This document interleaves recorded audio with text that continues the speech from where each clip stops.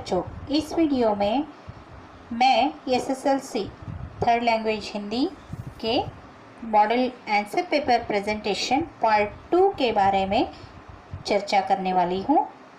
तो आपको पहले वीडियो में, इसके पहले मैं एक वीडियो डाली थी, उसमें आप वस्तुनिष्ठ प्रश्न तथा 1 अंक वाले अनुरूपता और उसके बाद 2 अंक के प्रश्न, 3 अंक के प्रश्न के बारे में चर्चा कर चुके हैं।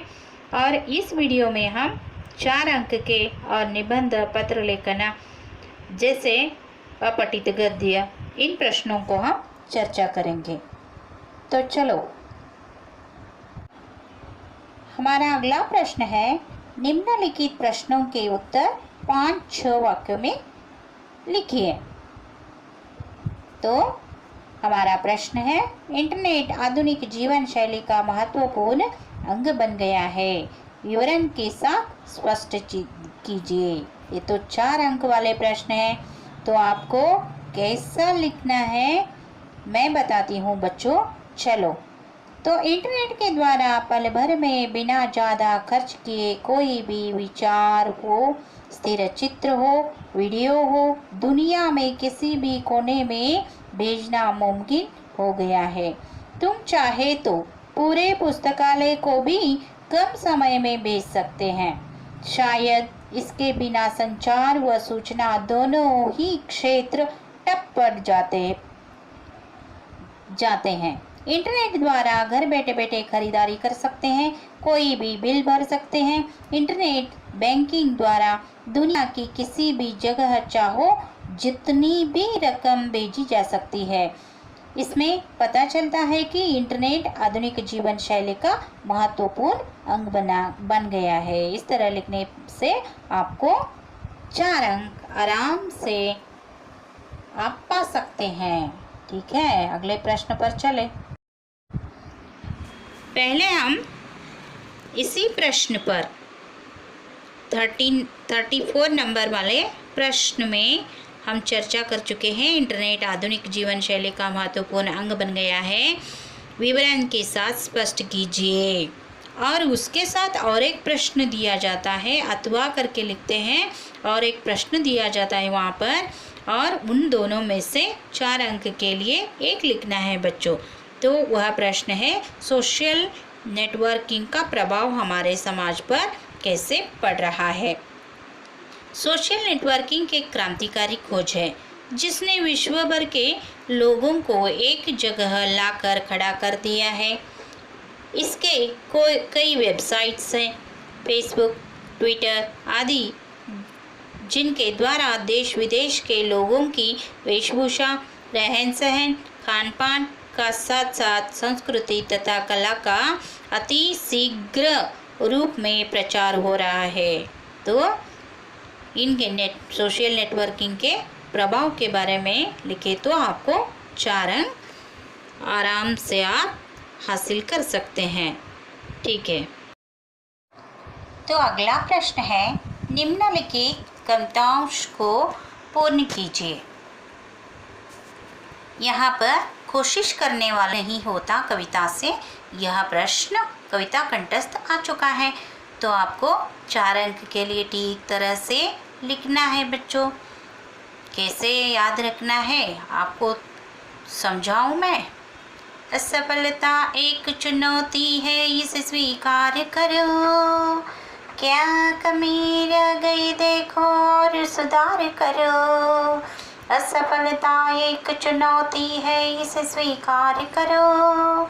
क्या कमी रह गई देखो और सुधार करो। जब तक ना सफल हो नींद चैन को त्यागो तुम। संघर्ष का मैदान छोड़कर मत भागो तुम। जब तक ना सफल हो नींद चैन को त्यागो तुम। संघर्ष का मैदान छोड़कर मत भागो तुम। तो इस तरह याद करके लिखे तो आपको आराम से, आसानी से 4 अंक मिल जाता है। ठीक है, तो हमारा अगला प्रश्न है, निम्नलिखित गद्यांश को ध्यानपूर्वक पढ़कर नीचे दिए गए प्रश्नों के उत्तर दीजिए। तो हमारे इस प्रश्न पत्रिका में कुछ अपठित गद्यांश को दे चुके हैं, तो उसको पढ़कर जो 4 प्रश्न होते हैं उनको ध्यानपूर्वक पढ़ना है और उसका जवाब लिखना है। चलो पहले पढ़ेंगे। कबीरदास मौन साधना करने वाले भक्त थे, निराकार परम शक्ति का स्मरण करते थे। उनके अनुसार आंतरिक पवित्रता से ही ईश्वर की प्राप्ति संभव है। जनजीवन के साथ सद्व्यवहार ही कबीरदास की भक्ति का मूल मंत्र है। उनका कथन था, भक्ति के क्षेत्र सब समान है। वे भौतिक समस्याओं को नगण्य मानते थे। उनका व्यक्तित्व बहुमुखी था। उनकी वाणी अनोखी और अनुपम थी। इस तरह पहले आपको ध्यानपूर्वक पढ़ना है। अपठित गद्य के आधार पर यहाँ पर 4 प्रश्न है। तो पहला प्रश्न है, ईश्वर की प्राप्ति कैसे संभव है? तो इसका सही जवाब है, आंतरिक पवित्रता से ईश्वर की प्राप्ति संभव है। दूसरा प्रश्न है, कबीरदास के कथन क्या था? उसका जवाब है, भक्ति के क्षेत्र में सब समान है। तो तीसरा प्रश्न है, कबीरदास की शक्ति का मूल मंत्र क्या है? इसका सही जवाब है, जनजीवन के साथ सद्व्यवहार ही कबीरदास की भक्ति का मूल मंत्र है। और चौथा प्रश्न है, कबीर की वाणी कैसी थी?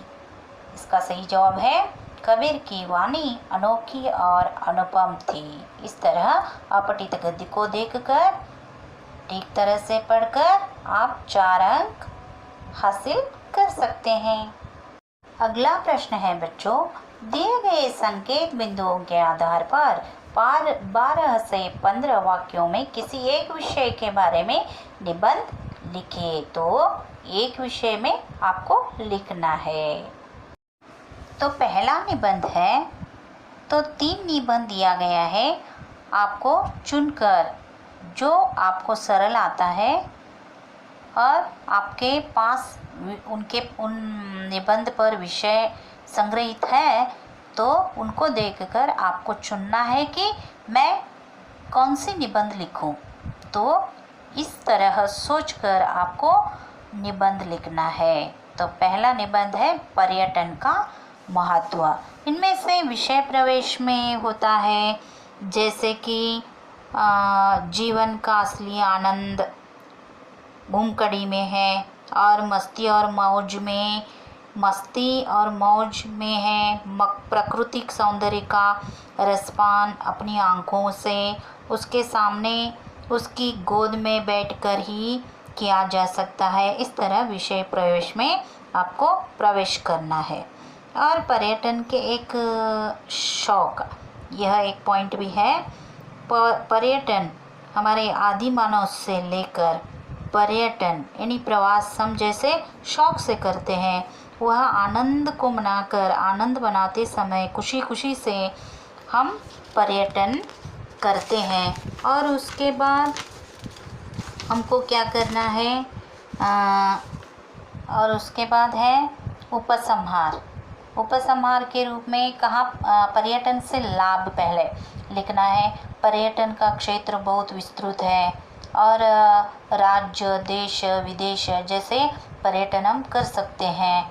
और पर्यटन में जाने के बाद पर्यटन करते समय वहाँ पर होने वाले संस्कृति, सामाजिक रीति नीति रिवाजों के बारे में लिखना है। और आपस पर्यटन के जो देश के बीच में सद्भावना, भाईचारा, दोस्ती को बढ़ाकर हमको क्या करना है, पर्यटन को बढ़ाना है। और उसके साथ अंत में आपको क्या लिखना है, उपसंहार लिखना है। जैसे कि पर्यटन मानव जीवन के सभी पहलुओं को बेहतर बनाने में महत्वपूर्ण भूमिका निभाता है। यह केवल देश के राष्ट्रीय एकता स्थापित करने में मदद करता है, बल्कि अंतर्राष्ट्रीय सद्भावना की स्थापना को भी मजबूत करता है। इस तरह आपको क्या करना है, हमारे पर्यटन के बारे में और उसमें होने वाले आनंद के बारे में यहाँ पर लिखना है। तो ठीक है, दूसरे निबंध पर चलते हैं। और एक दूसरा निबंध दिया गया है वन महोत्सव। वन महोत्सव भी पहले आपको क्या करना है, विषय प्रवेश और उसके बाद वनों का नाश, वृक्षों का उपयोग, उपसंहार। जिस तरह विषय प्रवेश करना है कि वन महोत्सव कब मनाया जाता है और किस लिए मनाया जाता है, कहाँ से प्रारंभ हो चुका, ये सब क्या किस में आना चाहिए, विषय प्रवेश में आना चाहिए। और वनों के नाश में, वन किस तरह नाश हो रहे हैं, मानव कैसा कारण बन गया है वन को नाश करने में, और उसके अंधाधुंधी कैसा कर रहा है, और वन के नाश से क्या हो रहा है हमारे पर्यावरण के ऊपर, इस तरह लिखना है। और उसके साथ वनों के वृक्षों का उपयोग, वृक्षों का उपयोग कैसे, वृक्ष लगाने से उनसे क्या क्या उपयोग होता है, जिससे हमारे पर्यावरण शुद्ध होता है, और पेड़ पौधों से हमारे लिए क्या उपयोग है, और मानव और पर्यावरण के बीच में क्या संबंध है, इस तरह लिखना है। अंत में उपसंहार में वन महोत्सव हमें वृक्षों की उपयोगिता की शिक्षा प्रदान करते हैं, और इससे हम विदित होते हैं कि वृक्ष हमारी अमूल्य संपत्ति है, और जीवन के मानव जीवन तो क्या प्राणी जीवन भी प्रभावित होता है। मानव जीवन तथा प्राणी समाज को बचाने के लिए वनों की आवश्यकता है। इस तरह लिखने पर आपको समाप्ति करना है। ठीक है, जैसे कि तीसरा निबंध दिया गया है स्वच्छ और स्वस्थ। इसमें कुछ महत्वपूर्ण अंश हैं, विषय, महत्व, लाभ और उपाय, उपसंहार। विषय प्रवेश, विषय प्रवेश नहीं क्या करना है, आपको स्वच्छता का अर्थ लिखना है। हमारे शरीर, मन और हमारे चारों तरफ की चीज़ों को साफ करना लिखना है। और स्वच्छता मानव समुदाय का एक आवश्यक गुण होता है। इस तरह आपको विषय प्रवेश करना है। स्वच्छता का महत्व लिखना है। स्वच्छता यानी मानसिक, शारीरिक, बौद्धिक एवं सामाजिक के हर तरीके से स्वस्थ रहने के लिए हमको क्या जरूरी है। स्वच्छता को मनुष्य को स्वयं करना चाहिए, और यह तो हमारे लिए बहुत लाभदायक है। इस तरह आपको स्वच्छता का महत्व, स्वच्छता रहने से क्या लाभ होता है, इस तरह लिखना है। और उसके स्वच्छता के उपाय, लाभ और उपाय। उपाय अगर हम अपने घर में आसपास के क्षेत्र में साफ सफाई रखेंगे तो हम बहुत से रोगों के कीटाणुओं को नष्ट कर देंगे। सफाई रखकर मनुष्य अपने चित्त की प्रसन्नता भी प्राप्त कर सकता है। जैसे साफ रखने से क्या लाभ होता है, इसके बारे में यहाँ पर इस पॉइंट में लिखना है। और अंत में उपसंहार, देश में स्वच्छता रखना केवल सरकार का ही नहीं, सबका कर्तव्य है। देशवासियों को मिलकर स्वच्छता के प्रति एक कर्तव्य को निभाना चाहिए।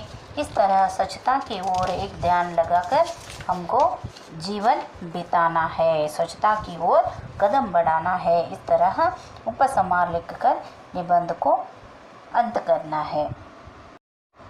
अगला प्रश्न है हमारे, निम्नलिखित विषय के बारे में पत्र लिखिए। तो यह तो अंतिम प्रश्न है आपके प्रश्न पत्रिका में। तो विषय पत्र लेखन का विषय है तबीयत ठीक न होने के कारण बताते हुए 3 दिन की छुट्टी के लिए अपने प्रधानाध्यापक के नाम पत्र लिखिए। तो इस तरह आपको क्या करना है, इस विषय पर पत्र लिखना है। यह प्रश्न तो 5 अंक के लिए है और ज़रूर लिखना है इसको, क्योंकि लिखने से 2-3 अंक तो आराम से आ जाता है। तो चले कैसे लिखते हैं। तो हम पत्र को कैसे लिखेंगे देखेंगे बच्चों। पहले तो पत्र के बाएं ओर दाहिनी ओर आपको दिनांक लिखना है, और उसके बाद बाएं ओर ही लिखने पर भी चलता है प्रेषक यानी जो पत्र लिखता है उसको प्रेषक बोलते हैं। जो यहाँ पर मैं नाम ले चुकी हूँ, विजया यम 10वीं कक्षा की छात्रा है, और किस पाठशाला का है, पाठशाला की है सरकारी प्रौढ़शाला मेकड़ी की है। तो उनकी इसका पिन कोड है 591217। तो इस तरफ आपको क्या लिखना है, प्रेषक के नाम पर पत्र लिखना है। उसके बाद आता है सेवा में यानी किसको पत्र लिखना है, आपको उनका नाम पर यानी प्रधानाध्यापक को लिखना है। कहाँ के हैं प्रधानाध्यापक, सरकारी प्रौढ़शाला मेकड़ी के हैं, तो उनके नाम पर पत्र लिखना है, प्रधानाध्यापक सरकारी प्रौढ़शाला मेकड़ी। तो यहाँ पर विषय लिखना है। क्या विषय लिखना है, छुट्टी के लिए प्रार्थना पत्र। क्या चाहिए आपको, तबीयत खराब होने पर आपको छुट्टी मांगना पड़ता है, तो 3 दिन की छुट्टी यहाँ पर दिए हैं, तो 3 दिन की छुट्टी की प्रार्थना पत्र इस तरह भी लिख सकते हैं। उसके बाद महोदय यानी उनको गौरव अर्पण करना है। तो उसके बाद होता है पत्र का कलेजा यानी पत्र का हृदय भाग। उपरयुक्त विषयानुसार आपसे सविनय निवेदन है कि मेरी तबीयत ठीक न होने के कारण मैं पाठशाला नहीं आ सकती, पाठशाला को आने असमर्थ हूँ। इसीलिए आप दिनांक 23/3/2021 से 25/3/2021 तक 3 दिनों की छुट्टी देने की कृपा करें। कितना दिन चाहिए आपको छुट्टी, 3 दिन की चाहिए। तो 3 दिन की छुट्टी देने के लिए आप बोलते हैं, कृपा करते हैं, निवेदन करते हैं। तो उसके नीचे क्या लिखना है, धन्यवाद बोलना है आपने प्रधानाध्यापक को धन्यवाद के साथ, और आगे अंत में लिखना है आपका आज्ञाकारी छात्रा, और आपका एक छोटा सा सही भी वहाँ पर करना है। इस तरह लिखने से आपको 5 अंक, पूरे के पूरे 5 अंक आप ले सकते हैं। ठीक है, चलो। तो बच्चों, दोनों वीडियो में पहला प्रश्न पत्रिका का हम चर्चा कर चुके हैं, और अगले वीडियो में मैं लेकर आऊँगी दूसरे प्रश्न पत्रिका को देखेंगे। तभी तक